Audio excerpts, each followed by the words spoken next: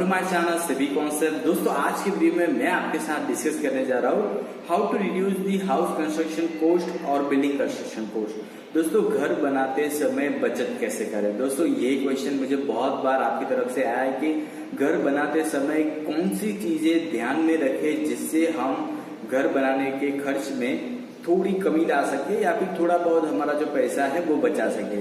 तो दोस्तों इसके लिए तो मैं आपको थोड़ी बहुत टिप्स दे सकता हूँ कि कैसे आप थोड़े बहुत ध्यान देके या फिर आप थोड़ी बहुत सावधानी से अगर आप काम करेंगे तो आपका बहुत सारा पैसा जो है बच सकता है।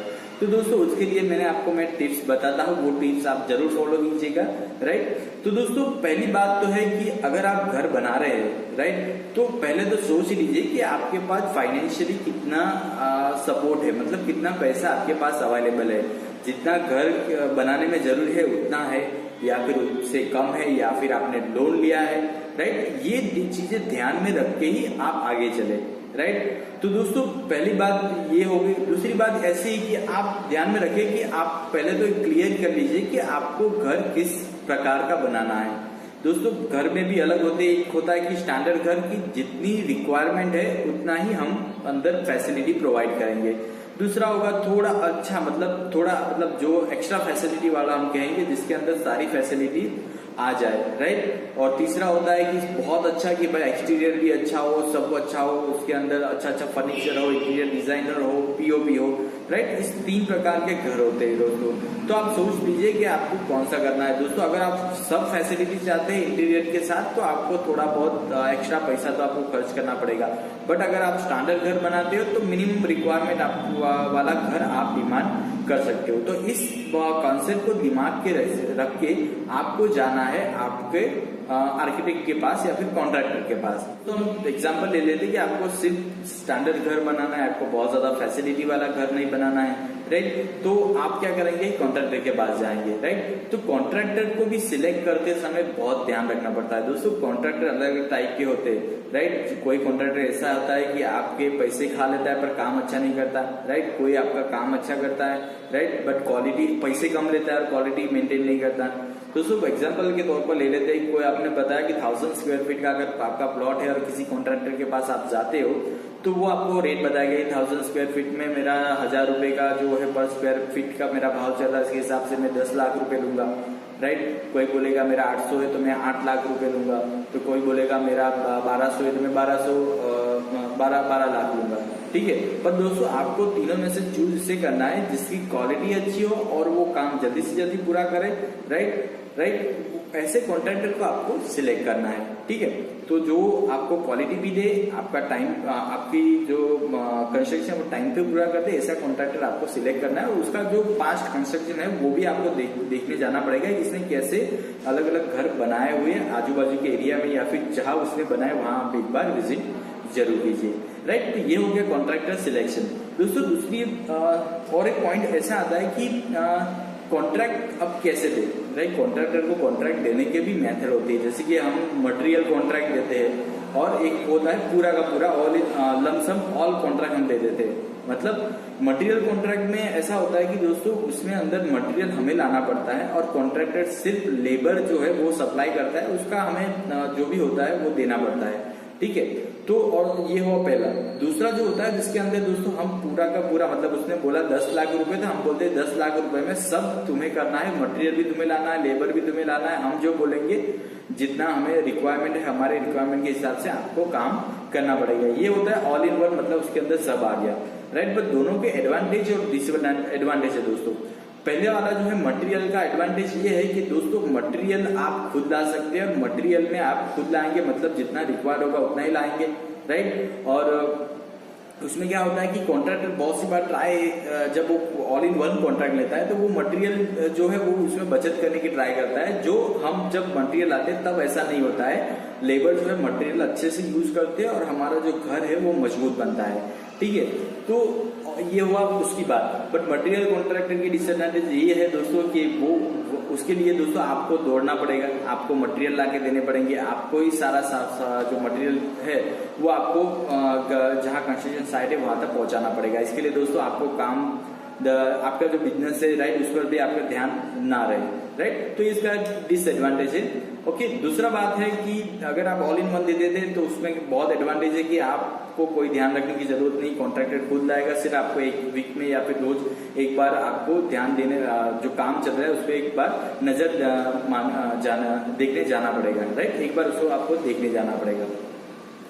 तो दोस्तों और इसका डिसएडवांटेज ऐसा है कि दोस्तों जो कॉन्ट्रैक्टर है वो ट्राई करता है कि ज्यादा से ज्यादा वो अपना जो मटेरियल बचाएगा तो उसका पैसा बचेगा, राइट। तो उसमें वो क्वालिटी मेंटेन नहीं करता है, राइट। तो मोस्ट ऑफ द काम जब प्लास्टर जो है दोस्तों हमारा खराब हो जाता है, इसका रीजन है कि वो प्लास्टरिंग वर्क में, सीमेंट मोर्टार में, राइट, सीमेंट बचाने की ट्राई करता है, जिसकी वजह से वो जो प्लास्टर की जो क्वालिटी है दोस्तों मेंटेन नहीं होती, राइट। कंक्रीट में अगर आपके स्लैब में लीकेज हो रहा है तो उसमें समझ लीजिएगा आपकी सीमेंट जो है दोस्तों उसने कम यूज की है, राइट। उसने वहां पे बचत करने की ट्राई की है, इसकी वजह से भी हमारा स्लैब लीकेज हो रहा है। तो ऐसी जो डिफेक्ट है दोस्तों मेरे को पता है कि वो कॉन्ट्रैक्टर को अगर आप दे देते हैं तो ऐसे जो डिफेक्ट्स है होने के चांसेस बहुत बढ़ जाते हैं, राइट। तो ये ध्यान रखना कि आपको किस प्रकार का कॉन्ट्रैक्ट देना है, मटेरियल पे देना है कि ऑल इन वन देना है, राइट। दोनों के एडवांटेज और डिसएडवांटेज है तो मैंने आपको बता दी है, राइट। अगर आप मटेरियल पे लेते हो दोस्तों तो आप बहुत सारा पैसा बचा सकते हो, आपका खर्च बचा सकते हो, खुद मटेरियल लेने जाओगे, खुद आपको रेट पता होगा, राइट। जबकि कॉन्ट्रैक्टर क्या है, अपने रेट से लाएगा, कम रेट में बताएगा आपको ज्यादा रेट में,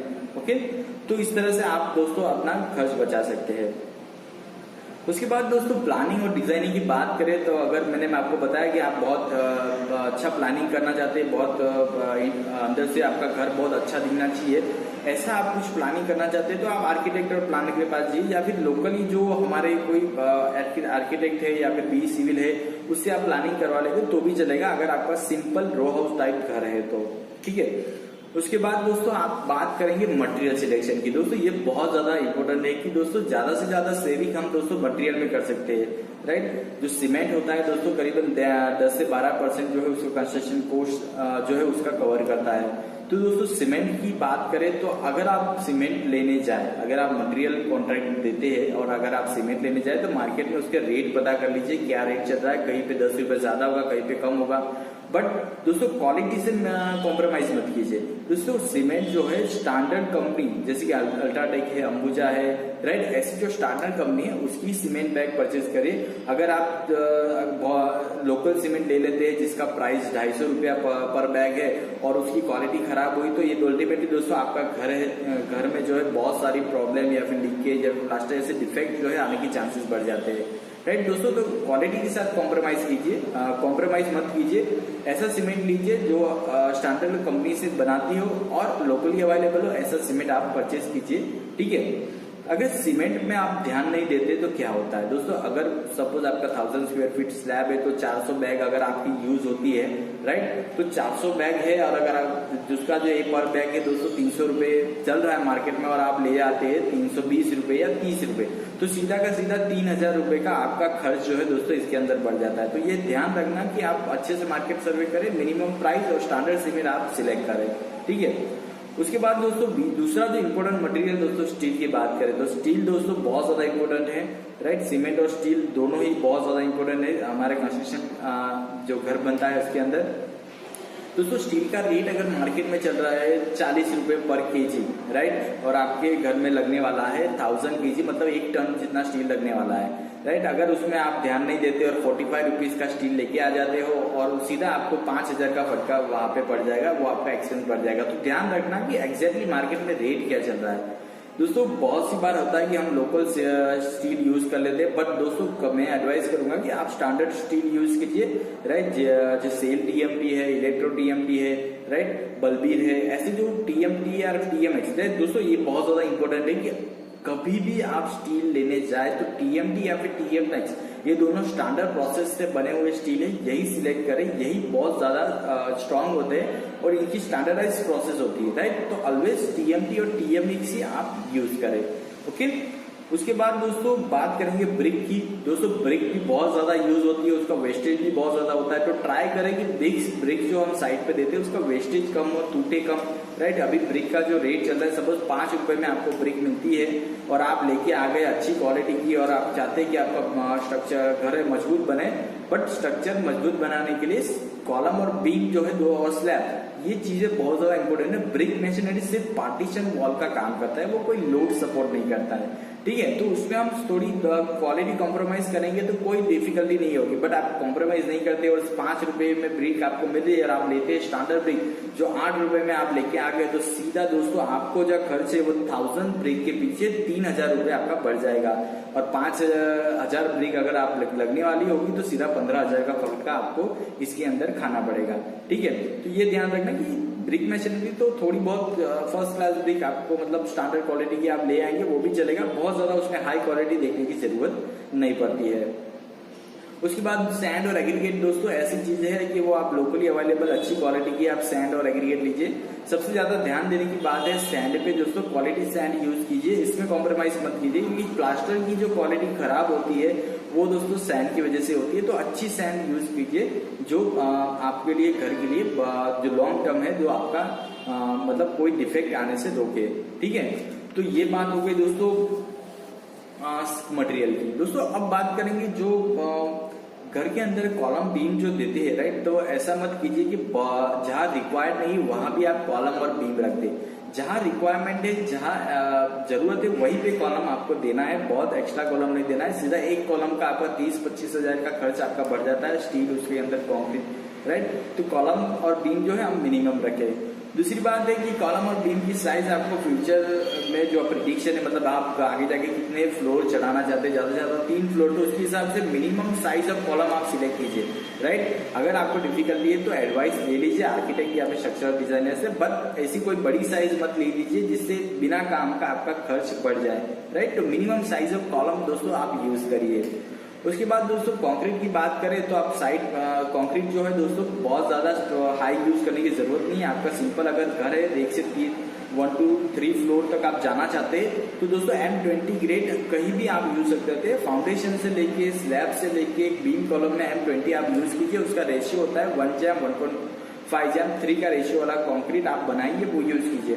बट बहुत से लोग क्या करते हैं कि वह स्लैब में दोस्तों M25 यूज करते हैं। दोस्तों इसका कोई मेजर बेनिफिट नहीं है, राइट, इससे कुछ होता नहीं, राइट। तो इसमें अगर आप M20 यूज करें तो कोई फर्क नहीं पड़ेगा, आप M20 यूज करें अगर आपका घर सिंपल है, राइट। कमर्शियल बिल्डिंग होती है या फिर कोई फैक्ट्री बिल्डिंग है, वहां पे हाई ग्रेड की जरूरत पड़ती है। बिल्डिंग कंस्ट्रक्शन जो हमारा होता है उसमें इतना ज्यादा लोड तो आने वाला नहीं है, अगर हमारी स्ट्रेंथ थोड़ी कम भी होगी तो भी चलेगा, राइट। उसके बाद दोस्तों इंटीरियर और एक्सटीरियर की बात करें, जिसके अंदर दोस्तों टाइल्स से फिनिशिंग वर्क आते हैं।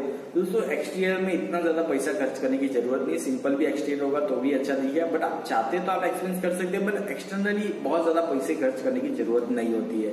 घर के अंदर जो टाइल्स है, किचन टाइल्स है या फिर बाथरूम है, उसके अंदर आप थोड़ा बहुत कॉम्प्रोमाइज कर सकते हैं, उसमें आप थोड़ा अच्छा जो टाइल्स है मटेरियल है या डिजाइन सिलेक्ट कर सकते हैं जो हमें रहते यूज करने पर। एक्सटर्नल में बहुत ज्यादा पैसे खर्च करने की आपको जरूरत नहीं है, राइट। और लास्ट न्यूज होता है इलेक्ट्रिशियन एंड पंपिंग। दोस्तों इलेक्ट्रिफिकेशन बहुत ज्यादा इंपॉर्टेंट है दोस्तों, इसमें स्टैंडर्ड वायर और ये सब कीजिए, इसमें कॉम्प्रोमाइज करने की कोई जरूरत नहीं है। प्लम्बिंग में भी दोस्तों 1 टाइम होता है, इसके अंदर भी आपको जो स्टैंडर्ड है वही यूज कीजिए, ओके। तो दोस्तों ये थे थोड़े टिप्स कि आप कैसे अपना घर बनाने का खर्च जो है दोस्तों कम कर सकते हैं। दोस्तों इसमें ऐसा है कि अगर आप फाइनेंशियली आपके पास अच्छा फंड अवेलेबल है तो आप फ्रीली उसका यूज करके अच्छा घर बनाइए। बट अगर नहीं है, आपने लोन ले रखी है, तो ट्राई कीजिए कि थोड़ा सिंपल थोड़ा सादा बनाइए जब अभी के लिए, बाद में आप उसमें थोड़ा बहुत रिपेयरिंग वर्क कर सकते हैं, बट अभी के लिए थोड़ा सा लिमिटेड रहिए और थोड़े बहुत ये टिप्स अपनाएंगे दोस्तों तो आराम से आप 1 लाख रुपए तक आप घर बनाने का खर्च आपका बचा लेंगे। दोस्तों जहां पे आपका 10 लाख लगने वाला था, आप 9 लाख में या फिर 8.5 लाख रुपए में भी आप घर बना सकते हैं। ठीक है दोस्तों, तो दोस्तों अगर आपको मेरा वीडियो अच्छा लगा तो जरूर सब्सक्राइब कीजिए मेरा channel CV concept. Thank you for watching my video. Please subscribe my channel CV Concept.